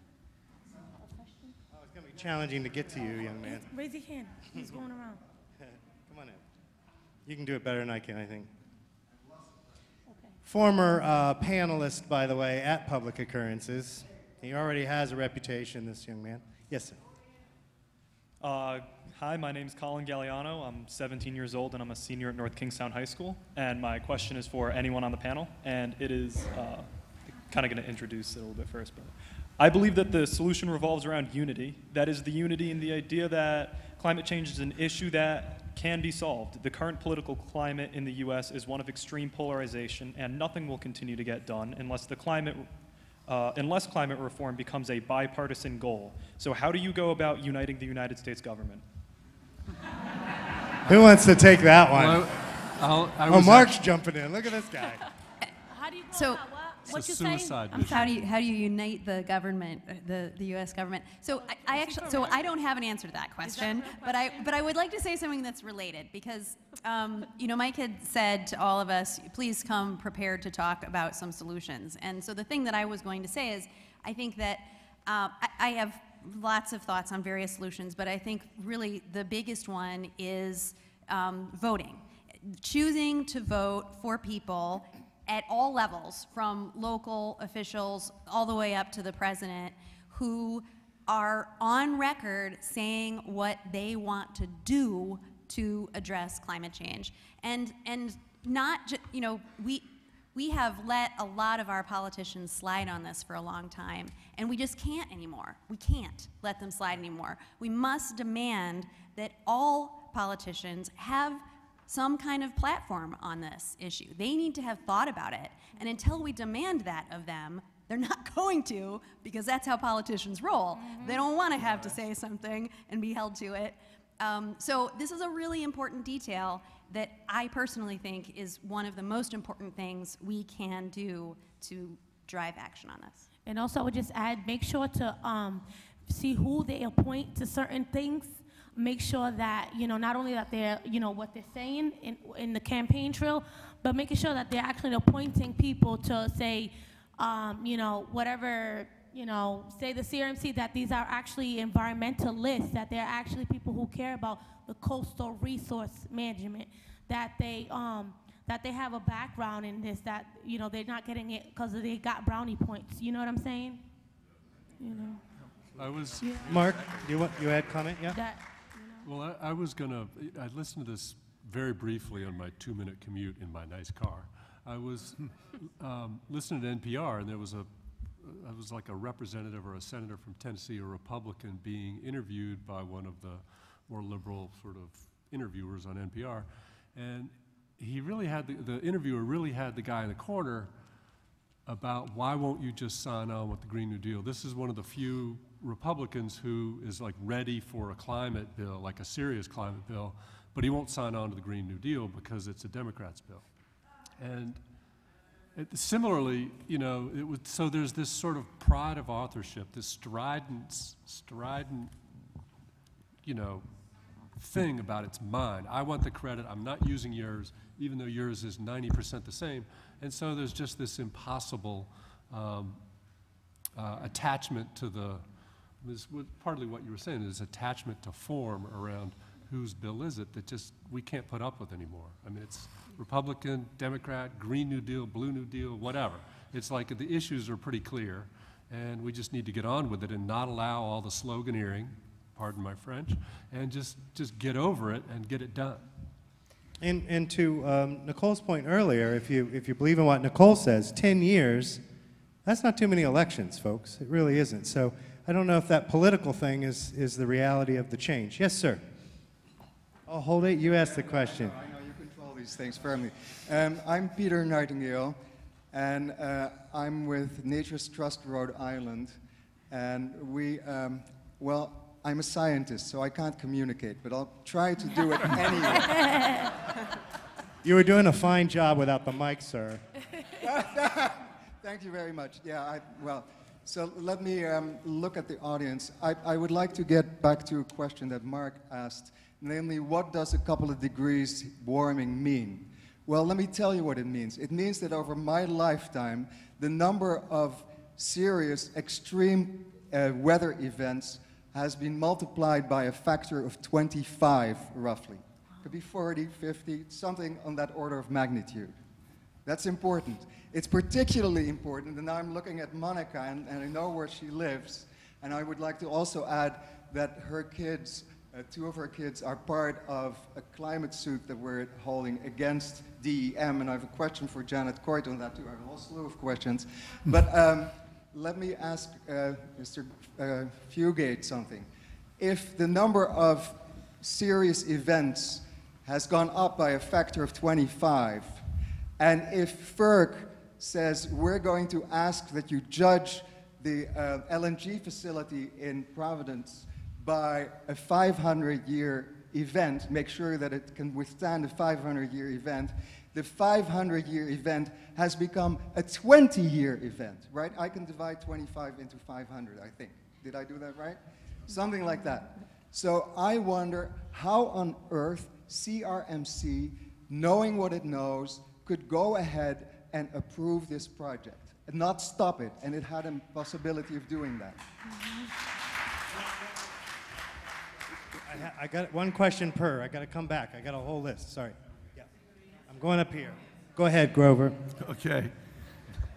There's several factors that come into play. So the ability to review that project, because FERC, under the Natural Gas Act, has what's called preemption, meaning that they limit the state's review to certain areas. Under the coastal program, we were able to still review that under our coastal policies. Our coastal policies, we did apply what we were able to do, limited by FERC and by NOAA, to that project. The project itself, what we did look at was our mapping, and with a sea level rise rate during the expected life of that facility, which we limited to 30 years. National Grid wanted to go a much longer life than that, but we limited that facility to 30 years. And we applied a sea level rise rate and a 100-year event on top of that. It roughly equates out to about a 500-year event by the time we got through, but that's what we did apply to that. And unfortunately, we were limited. We didn't have the full breadth of our program to apply against that. And that's the way it happens sometimes, but it's the way the laws work. Does Mother Nature know that? Mother Nature does not know that, and I can assure you she'll teach us many lessons before it's over with. She'll teach the people of South Providence many lessons. The people who live there and who are going to be impacted the most. Have another question up here. Yes, sir. State your name and ask your question. Okay. Good evening, everybody. I'm Pete Galvin, and I'm here representing Nature's Trust Rhode Island. I'll be brief with you. I cannot discuss the lawsuit we have filed against Janet because that would be inappropriate as an attorney. I can merely tell you that there is and has been since September of last year, there has been a concrete, specific proposal with Janet about what she could do on her own. We don't need the legislature where the speaker blocks everything. We don't need, but we do need the governor's support. And so far, nothing. The major problem right now in this state is the governor, Gina Raimondo. Has been pushing fossil fuels, continues to push fossil fuels. Do you have a question, sir? The question is, when are we going to see that change? When is she going to step up? Not talking about some interstate agreement, but just for Rhode Island. When is she going to step up?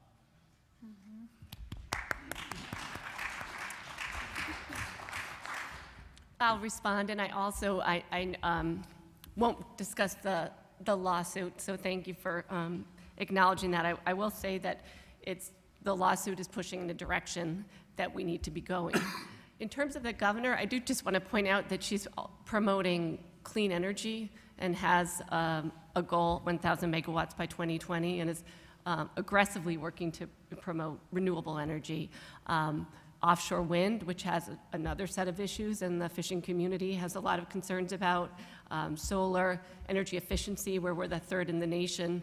And I know that the regional agreements that you're discussing don't seem like a panacea, but the Regional Greenhouse Gas Initiative is why we've been able to put tens of millions of dollars into energy efficiency, and the energy we don't use is the cleanest energy of all. So I think working in some of these regional agreements where we can put a tax on carbon, put it back into decarbonizing our electricity and our transportation is something we should be doing. And I think we've got no disagreement that we need to be doing many, many things at once.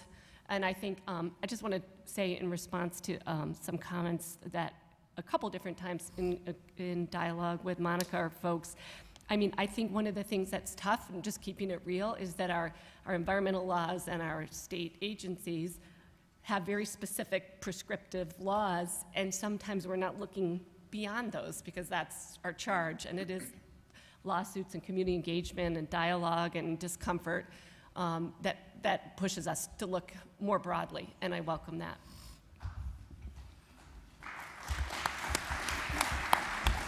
Yes. Who are you and what's your question? Richard Staples. I'm a third-generation Rhode Islander, and I'm very proud of our state, also very concerned about climate change and the impact it has on me and my family. I'd like to talk a little bit about the communication side of things for a moment, because as was pointed out earlier, there are not only the folks who are in the auditorium tonight, but we have, in many cases, families, including children, and in my case, grandchildren who live here as well. And I feel like the communication is trying to happen at the current generational level and trying to have an impact on us. And I wondered what some of the panelists might think about trying to communicate more around impacts on children and grandchildren who are young. So it's a little harder, I think, maybe for some to say it's 20 years from now when I'll be 90, but 20 years for my one-year-old grandson is when he'll be in college. And there is extreme events coming down the pike in the not-too-distant future, and I just wondered if that angle of things has been thought out, and maybe ways that that's being communicated now. Thank you. So I'll take the first stab at this. So yes, certainly there are groups and particular communication strategies that are really emphasizing the effects on people's kids and their grandkids, because we all care about kids and grandkids. So this is actually a good example of thinking about a particular audience and talking with them about, having a conversation with them, not talking to them, but talking about things that matter to that audience. So if you're having a conversation with a group of people who are really are young parents, for example, then yeah, talking about their kids and also about money. So, I think it was Alex maybe in his opening remarks that said something about how we're looking at, oh boy, now I can't even remember what this was. There was something about $200,000. I wrote this down somewhere and now I can't find it in my notes. But anyway, money, my point is, money is, oh no, it was President Sanchez said something about how Rick is saving $200,000 a year because of using LED lights, right? So a lot of people respond to messages about money, whether you're saving money or making money or whatever. Other people respond about messages about their kids. I think something that's really interesting and wonderful that is happening now is the action and organization that we are seeing from young people on climate change. So the fact that this group here from the Sunrise Movement is here tonight and standing up and very bravely saying, hey, it's really my world and you are messing it up and I will not stand for that. I think that takes incredible courage, especially when you're young. It takes even more courage. And seeing kids all over the world striking on Fridays for climate, this is powerful stuff. And I think it I don't know, I'm guessing, but I think it could change some minds among older people, So anyway, that's a long answer just to say that, yes, it is very important to think about how different people and different communities and populations are affected and addressing all of those effects. Barnaby, do the arts play a role in this?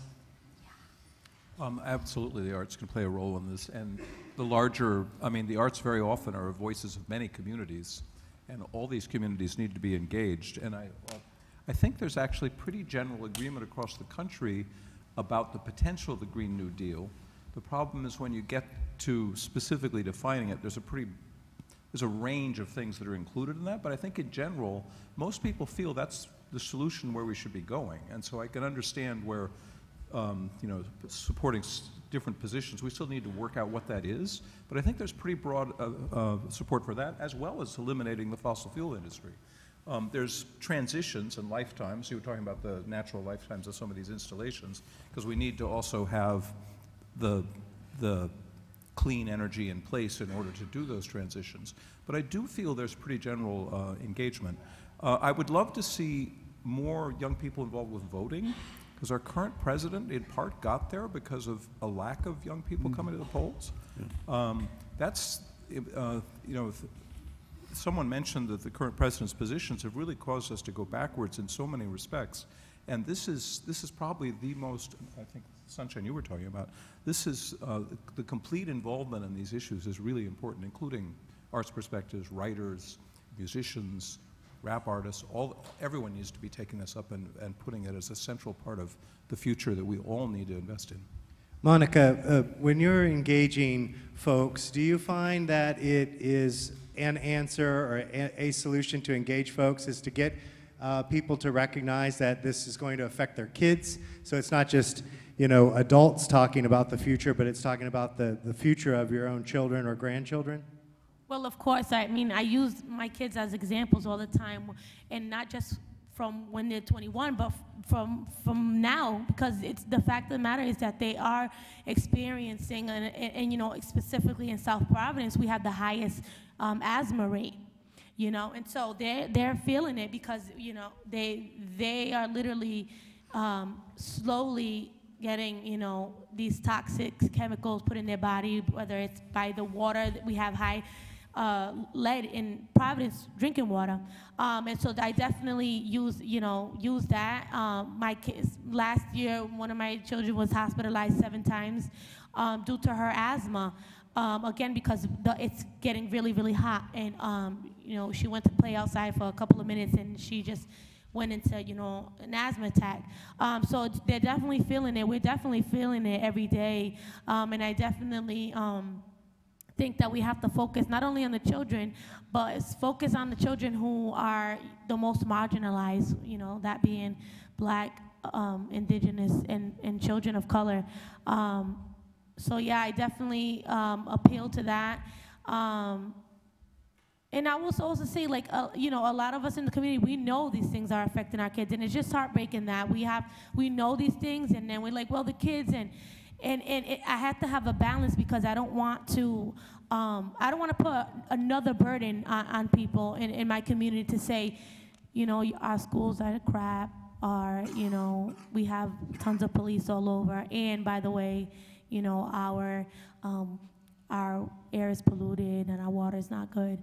So it's definitely something like a balance that I have to keep. But yeah, me having 4 kids. By the way, I've been texting a lot, but my son just went to the mall today for the first time by himself. So he's like texting me, what should I do? And I'm like, you're fine. So yeah, you know, it's just part of what I do because, you know, I have 4 children and I work full time and. But yeah, you know, it's a balance. Thanks, Monica. Alex, what about this drinking water? Are we in good shape in Rhode Island in your findings, or do we have challenges around drinking water in Rhode Island? I think overall probably okay right now. You know, the focus of the story that I wrote recently was on Newport because it has coastal reservoirs. They say they have redundancies in their system, so if their coastal reservoirs flood, they have other water sources. I was talking earlier to Grover about those same reservoirs.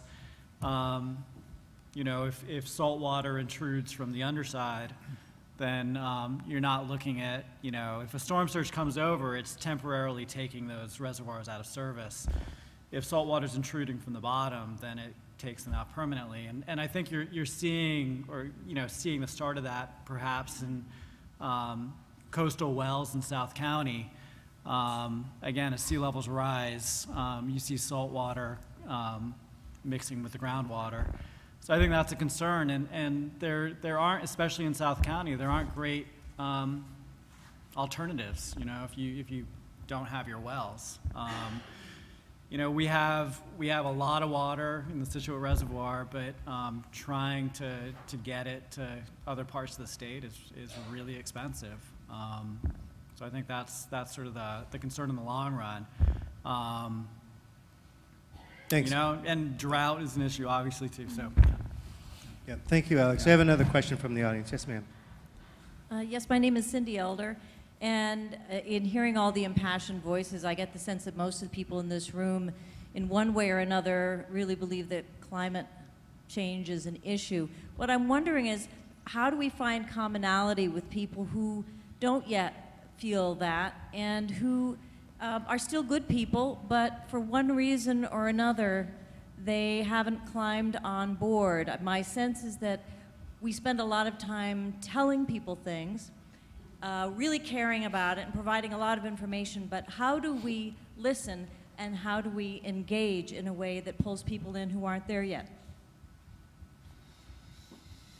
Nicole, is this a question you're prepared to answer? Yeah. So, look in the mic. Oh, the mic. I'm so bad about this.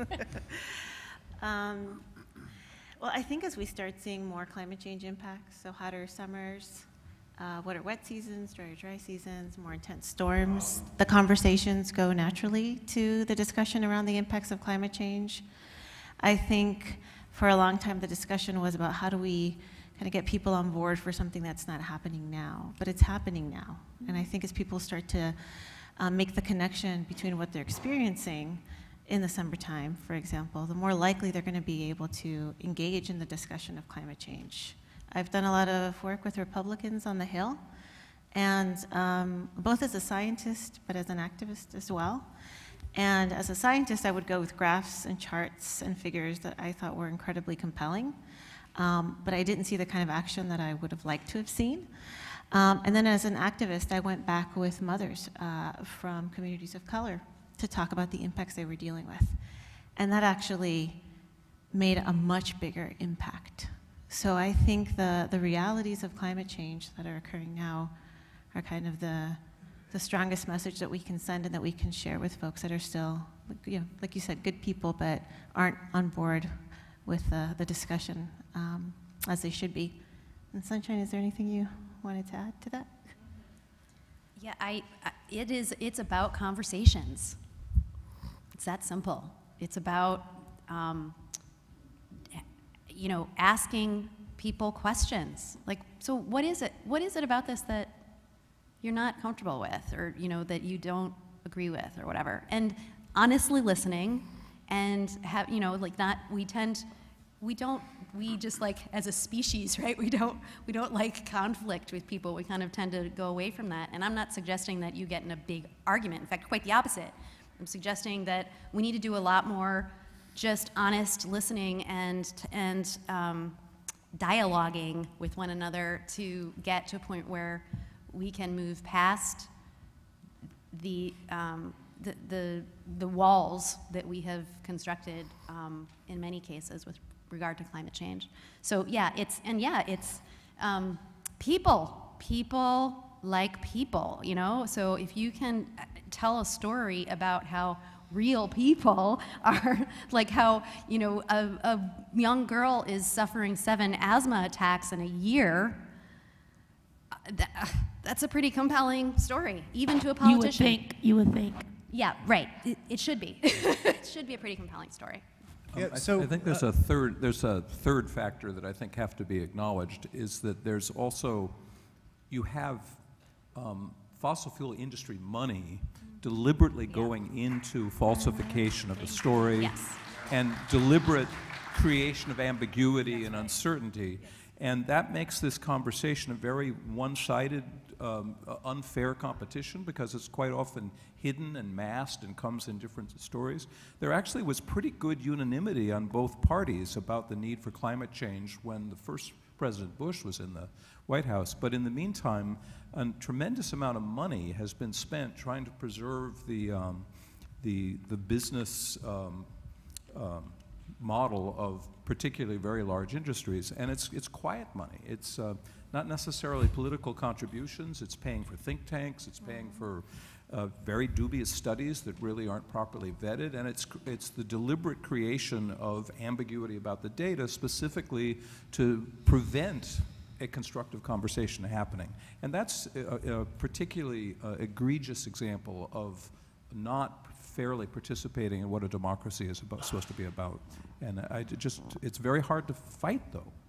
Could I just add, I think that's insidious and it's true, and I think that one of the things I see is that people who disagree no longer can listen and engage, and it gets amplified through social media and through personal attacks. And so I think if we can, and I want to come out of this session doing a better, we can't solve necessarily the big money going into politics at the national level right now, but we can do a better job of engaging and communicating here in Rhode Island and listening and looking for solutions together. And I think that this panel and some of the comments today is a good reminder that how valuable that is and that we need to do a better job. So I would like to do that. I get in a lot of conversations with applicants coming before us, and it's interesting because I'm not sure if we get it sometimes. Even when it's thrust in our face, I'm not sure that we get it. So if you were to go to Miami, if ever there was a city that should be concerned about this, and particularly the longevity within that community, how it's going to survive into the future, because I could just go through a bunch of facts about that place, and it's got a very short time frame. But there's a building boom that's going on there in that city that's unprecedented.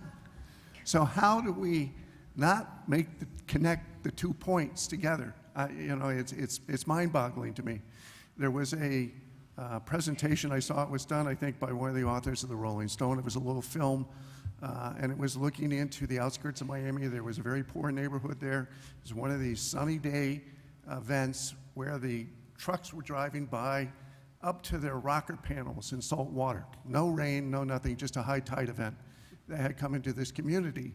And they were trying to converse with the locals there about essentially the toxic cesspool they were living in, because it was all septic systems that were within that area. And as the camera panned a little to the left, there was a brand new house being constructed in that area. And we just don't seem to get it sometimes. I don't know what it's going to take for us to get it, but we as a race or human beings or whatever, we just sometimes just can't connect the dots. All right, this is, I know there were a lot of hands. I tried to keep you in order. I may have lost track. But I have one question, and then we'll close up. But don't leave, because if you've got one of those eye clickers, I got a question for you at the end, so don't go anywhere, all right? Here's our final question.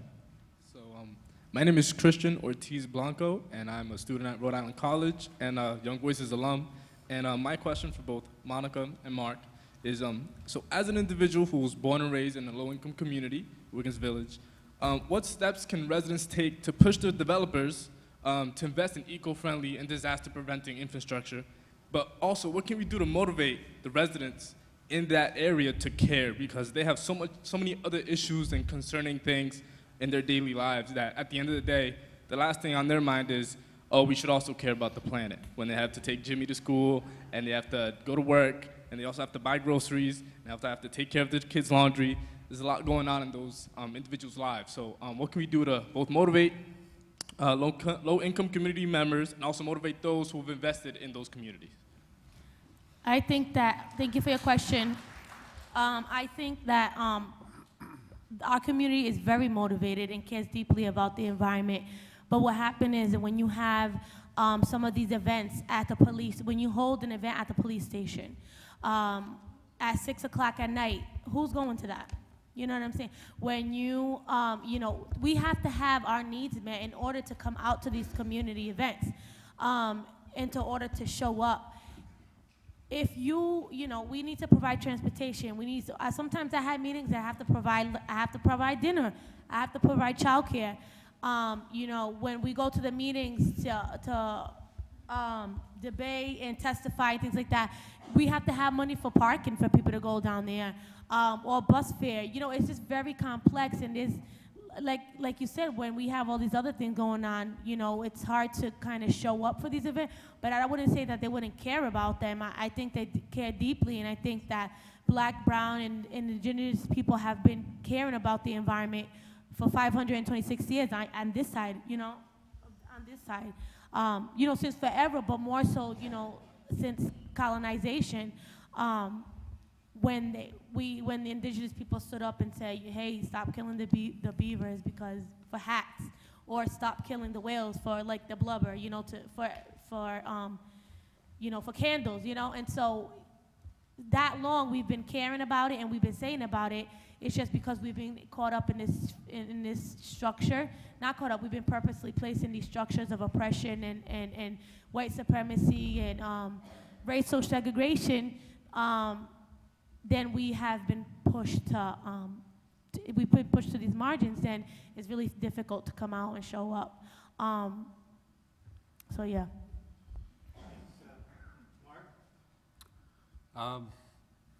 Well, you know, business people, this is an analogy that an accountant once used with me, are a little bit like squirrels, and they're just out chasing nuts and trying to put them away for the winter. So if you give, you know, business people rules that are reasonable, most business people will follow the rules and just try and go gather up the nuts and put them away for a winter day. If the rules keep changing, if the rules, you don't know what the rules are going to be tomorrow, then it becomes very difficult to go out and do things. So one thing you can do for developers is make more rules around sustainable design. And I'm not looking for tons of regulation. But it's just fact. Funny, not funny. So, you know, we would probably find a way to build more sustainable buildings if more sustainable buildings were required. You can't do it in a vacuum without real input from business people because it's a real world and real bills have to be paid, but that's one thing I would suggest.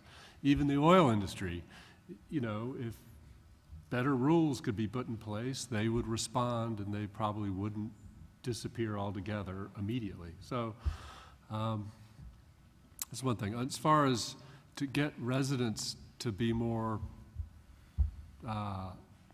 aware of these issues, I mean, it's something I struggle with every day. I live in, you know, a mixed income neighborhood, and, you know, my household, we recycle like immaculately. I mean, we recycle toilet paper tubes, and, you know, we cut the little labels off, you know, avocado peels before we compost them in our yard and that sort of thing, because we like to put them in our garden without all the little labels. But turns out that, you know, the recycling truck goes down our street, and once it picks up 3 buckets and the camera shows the driver that there have been 3 buckets that have contaminated loads, that truck just goes to the dump. It doesn't go to the, so we're constantly, as neighbors, as an employer, as a landlord, whatever, just constantly after people to stop using plastic bags in recycling. And, you know, it's just a constant battle to talk to people. I don't know what to say about it. It's just, it is what it is. Mike, Yeah, go ahead, Janet. Just quickly, again, I'm going to give a shout out to Rhode, our Department of Health, because the health equity zones that they are doing in 9 communities, I think have been a way of engaging people in an empowering way on what are the public health issues that they do care about, regardless of how busy their lives are. And I think that it is a good model. It's something that the Resilient Rhode Plan is promoting to expand, because it seems to me we need more examples of good models for community engagement that we can replicate. And so I think that's one way that issues that are of importance to the community, including climate resilience, have been brought forth in a way that's brought in government, not to lead but to follow. Thank you. Let's go to that final iClicker question. Pull them out. Pull out your iClickers. And you answered this one before. We'll see if there's any change after hearing from folks. How optimistic are you that we can adequately address the impacts of climate change? A, highly optimistic. B, somewhat optimistic. C, somewhat pessimistic. And D, highly pessimistic.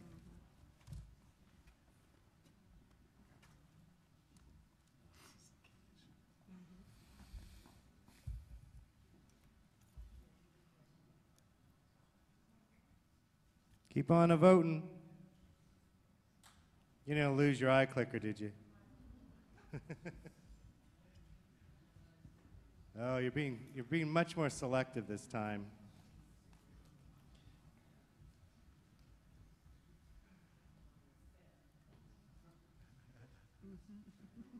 You're not going to offend me, don't worry.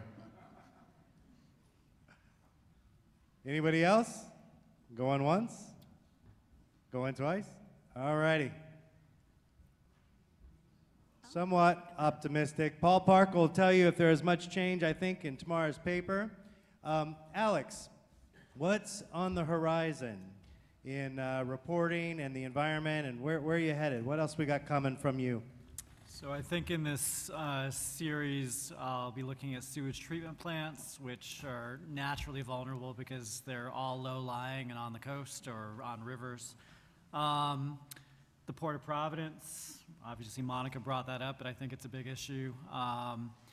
And coastal erosion in general, too. So, yeah, that's what I'm looking at. Awesome. Yep. All of our panelists tonight are going to receive Rhode Island College Pure Honey. They do honey here. Can you imagine? It's so that's pretty wonderful. cool. It's wonderful. Please, a round of applause for all our panelists.